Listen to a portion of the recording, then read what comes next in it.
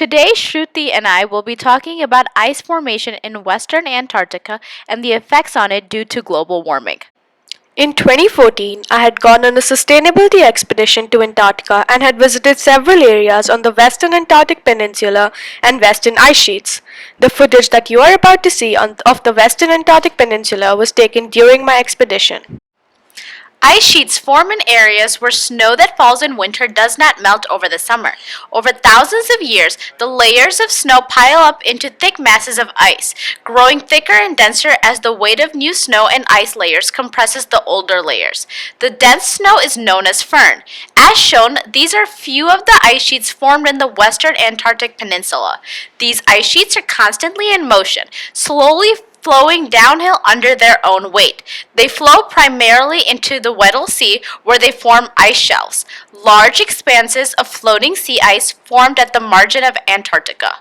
Many of these ice shelves form crevasses where the ice is brittle. These crevasses are deep wedge-shaped openings in the ice. This is a picture of a crevasse while on the expedition. These crevasses often help scientists as they can observe the layers of the snow from the past years. Certain crevasses can become much deeper, causing a chunk of ice to break away from the ice shelf. This process is known as ice calving. Icebergs are the chunks of ice that travel with ocean current. The icebergs in the footage are from the iceberg alley near the Plano Bay.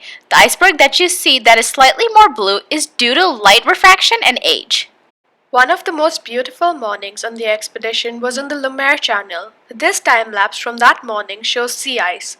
In contrast to ice sheets, ice shelves, and icebergs which originate on land, sea ice formation takes place in the ocean.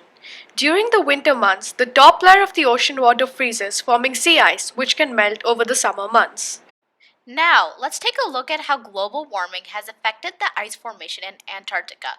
In the last 50 years, the annual average temperature in West Antarctica has increased by nearly 3 degrees Celsius, which is 10 times faster than the rest of the world. The Western Antarctic ice sheet has thinned significantly by breaking off due to the warmer temperatures in the surrounding ocean. The effects can be directly seen in this footage, showing a chunk of the Larsen B ice shelf, which has broken off in early 2002.